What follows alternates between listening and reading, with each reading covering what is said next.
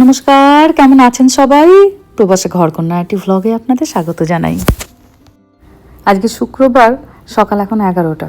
ঘুম থেকে উঠেই যেই দেখে যে জিনিসপত্র ডেলিভারি হয়েছে, ও তাড়াতাড়ি বক্সগুলো খুলতে বসে পড়লো। আমাদের বাড়ির মেয়া হচ্ছে বক্স খোলার রানী। সে যারই জিনিসপত্র আসুক, মায়ের আসুক, ভাইয়ের আসুক, বাবার আসুক, বক্স ও খুলবে। ওর ভীষণ এই বক্স খুলতে ভালো লাগে। আগে কিছু পার্সোনাল কেয়ারের জিনিসপত্র অর্ডার করেছিলাম, সেইগুলোই এসেছে। বহুবার এই কমেন্টটা পেয়েছি যে আপনারা ওই দেশে কি শ্যাম্পু ব্যবহার করেন, কি ক্রিম ব্যবহার করেন, বাচ্চারা ওদের ত্বকে কি ক্রিম লাগায়। এই প্রশ্নটা আমার বোনেরও খুব। নতুন কিছু জিনিস আনলেই ব্যাস, ওটার নাম কি, ওটার দাম কি, ওটাতে কী কী জিনিসপত্র আছে। তো ভাবলাম আমার বোনের মতনও নিশ্চয়ই বেশ কিছু আমার পরিবারের লোকজন আছে যাদের এই জিনিসগুলোর প্রতি খুব ভালোবাসা। নিয়ে এসেছি আজকে একটা এই যে সেরাভির অ্যান্টি ড্যান্ড্রফ শ্যাম্পু। মেহার তো প্রচণ্ড চুল, ঠিকঠাক মতো না শোকালেই একটু একটু করে ড্যান্ড্রফ হতে শুরু করে। শীতকালটাতেও ভোগে, তো এই জন্য শীতকাল আসার আগে একটা অ্যান্টি ড্যান্ড্রফ শ্যাম্পু ওর জন্য নিয়ে এলাম। আর এখন টিনেজ চলছে, ওর তো প্রচণ্ড ব্রণর সমস্যা। নিউট্রিজেনার একটা অ্যাকনি ওয়াশ নিয়ে এসেছি ওর জন্য। যুগ বদলাচ্ছে জানেন, এখন আর সেই যুগ নেই যে একটা ফেয়ার লাভলি মানে বাড়ির সব মেয়েরা মাখবে, একটা বোরোলিন মানেই সব ছেলেরা বাড়ির মাখবে। এখন বয়স অনুযায়ী কসমেটিক্স। রামা ছোট, তার এখনও স্কিন ম্যাচিওর নয়, তার এক রকমের জিনিস। মেহা টিনেজার, তার স্কিনে চুলে হাজার রকমের এখন সমস্যা, তার এক রকমের জিনিস। আর আমার আর ওর বাবার মুখে চোখে এখন ক্লান্তি, বয়সের ছাপ, আমাদের আর এক রকমের জিনিস। এটি গার্নিয়ারের একটি ক্লিনজিং ওয়াটার। আর গল্প করতে করতে এই যে ছোট সাদা রঙের যে প্যাকেটটা দেখিয়েছিলাম, ওটাতে আছে দ্য অর্ডিনারির একটা পিলিং মাস্ক, খুব ভালো ওটা।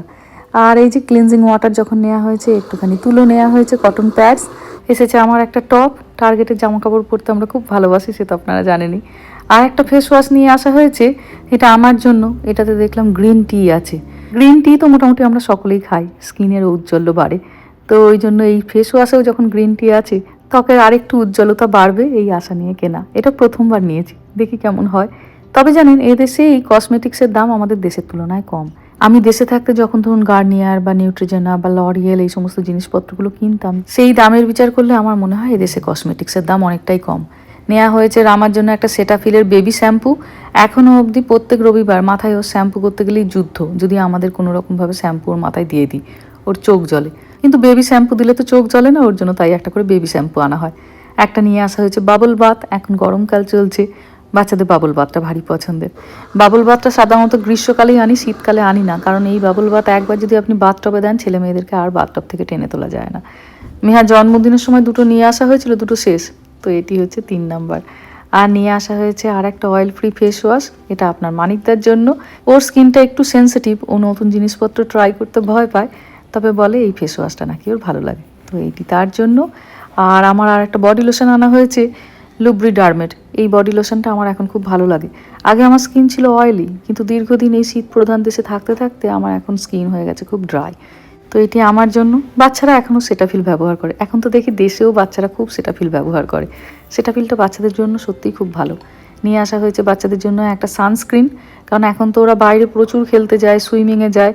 ব্যানানা বোটের একটা সানস্ক্রিন। আর গতকাল ডেলিভারি দিয়ে গেছিলো এই শ্যাম্পুটার ক্রিমটা। শ্যাম্পু বলতে এখানে আমরা এখনও লরিয়ালই ইউজ করি, দেশে থাকতেও করতাম। লাল রঙের ছিল ঢাকনাটা। প্রায় বছর 15 এই লরিয়ালই ব্যবহার করছি। বছর 10 আগে যখন আমরা এদেশে প্রথম আসি, দোকানে গিয়ে প্রথমেই খুঁজতাম কাকে আমরা চিনি, কোন জিনিসটা আগে ব্যবহার করেছি, আগে তাকে খুঁজে পাই নাকি দেখি। তো তখন লরিয়ালটা এদেশে এসেও পাই, তো তখন থেকে লরিয়াল। পন্ডস তো সেই ছোটোবেলা থেকে মাখতাম, এখানেও পন্ডস পেলাম। তো আমার মোটামুটি এই রাতে শুতে যাওয়ার সময় নাইট ক্রিম বলতে এই পন্ডসটাই ব্যবহার করি। এটা আমার ভারী পছন্দের, একদম লাইট। মাঝে 2-1 বার আমি একটু চেঞ্জ করেছিলাম অলে বা নিউট্রিজেনা, কিন্তু আবার পন্ডসেই ফিরে আসি। আর গতকাল ঘটেছিল এক কাণ্ড, আপনাদের সাথে শেয়ার করা হয়নি। এখানে তো খুব জোরে হাওয়া দেয়, আপনারা জানেনই। প্রচণ্ড হাওয়াতে ফেন্সের ব্যাকইয়ার্ডে যে বেড়া আছে, তার একটা পার্ট ভেঙে পড়ে যায়। পুরো মনে হচ্ছে যেন ব্যাকইয়ার্ড দিয়ে মেন রোডে যাতায়াতের একটা রাস্তা তৈরি হয়ে গেছে। তো একজনকে হায়ার করা হয়েছে, উনি এসেছেন তাই কাজে। তো গোটাটাকেই উনি মোটামুটি খুলে ভালো করে আবার রিপেয়ার করে দিচ্ছেন। প্রথমে উনি বলেছিলেন $180 নেবেন, একটু আর কি বার্গেনিং করতে উনি $160 বলেছেন। $160 মানে প্রায় ধরুন 16,000 টাকা।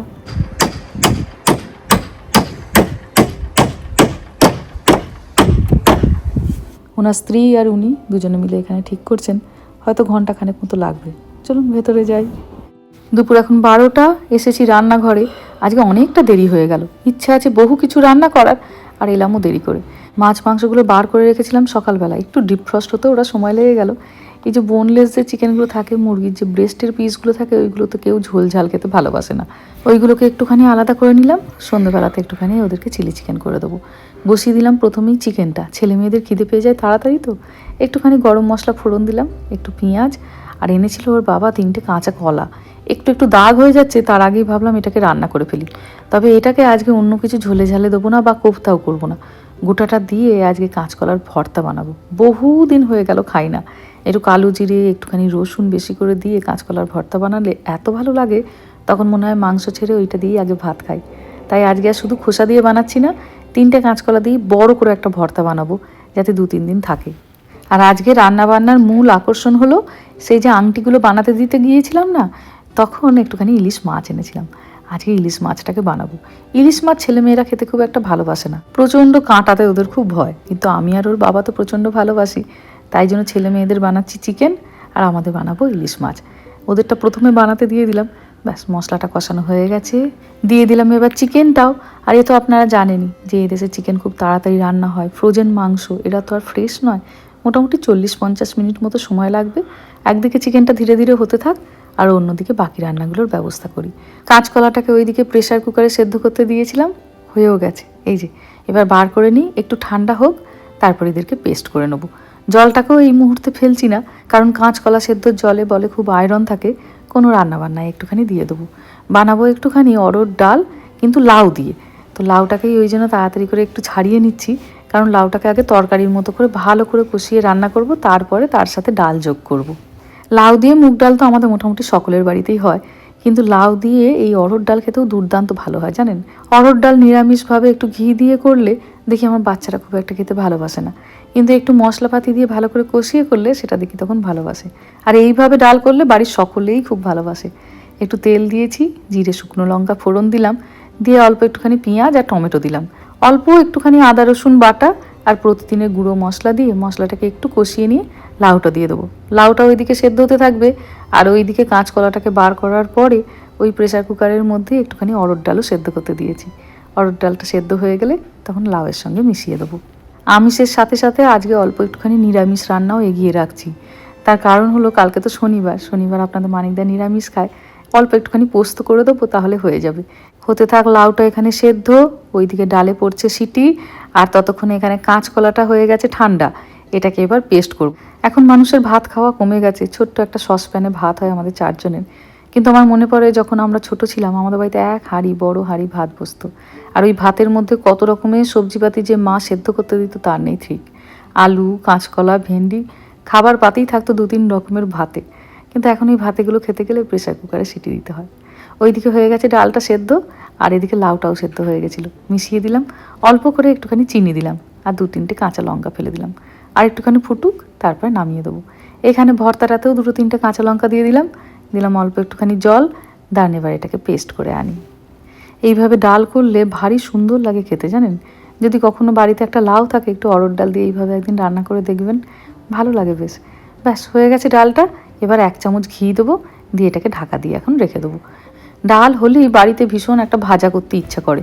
দেখি যদি সময় থাকে গাছ থেকে একটা টাটকা বেগুন নিয়ে এসে একটু বেগুনি করব। এর আগের দিন করেছিলাম, এত ভালো হয়েছিল, যদি শেষে সময় থাকে করব। ওদিকে কাঁচকলাটা পেস্ট করা হয়ে গেছে, এবার ওটাকে ভর্তাতে বসাবো। দিলাম খানিকটা সর্ষের তেল, কালো জিরে আর শুকনো লঙ্কা ফোড়ন, অল্প একটুখানি পেঁয়াজ কুচি দিলাম। আজকে এটাকে বেশ একটু রিচ বানাবো, ওই জন্য একটুখানি পেঁয়াজ কুচি, একটুখানি রসুন বাটা সব কিছু দেবো। নাহলে সাধারণত আমি এই কাঁচকলার যখন ভর্তা করি, একটু রসুন আর একটু কালো জিরে ফোড়ন দিয়েই করে নিই। কিন্তু মনে হলো আজকে যখন কাঁচকলা অনেকটাই আছে, এটাকে ভালো করে স্পাইসি বানাই, ওই জন্য একটুখানি মশলাপাতি বেশি করে দেয়া। ব্যাস, হয়ে গেছে মশলাটা কষানো, দিয়ে দিলাম এবার কাঁচকলা বাটাটা। এবার হাই ফ্লেমে এটাকে অনেকক্ষণ নাড়াচাড়া করব, একটু শুকনো শুকনো করার চেষ্টা করব। এদিকে আমি রান্না করছি, আর গরমের ছুটি মানে তো বাচ্চারা বাড়িতেই আছে। তারা কখনো ঝুটোপুটি করছে, কখনো খেলা করছে, কখনো মারামারি লেগে পড়ছে। এক কাণ্ড জানেন। এদের দুজনকে দেখি আর নিজেদের ছোটবেলার কথা মনে পড়ে। 3 ভাই বোন আমরা বড় হয়েছি, যত ভাবও ছিল আর তত যুদ্ধও ছিল। এদেরও দেখি তাই, প্রতিদিন একবার করে বিচারকের ভূমিকায় নেমে আমাকে এদের যুদ্ধের সমাধান করতে হয়। ঝালটা কম হয়েছে একটু, ওই জন্য আর একটুখানি লঙ্কা গুঁড়ো দিলাম, আর দিলাম অল্প করে একটুখানি চিনি, আর একটু শুকনো হোক।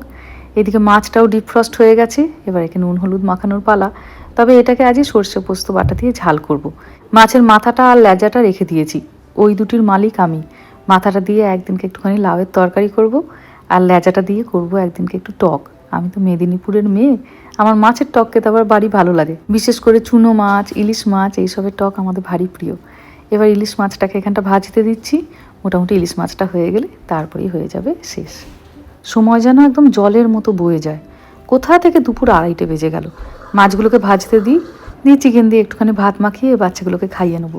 মাছগুলো ভাজতে ভাজতে ভাবলাম মশলাটাও বেটে ফেলি।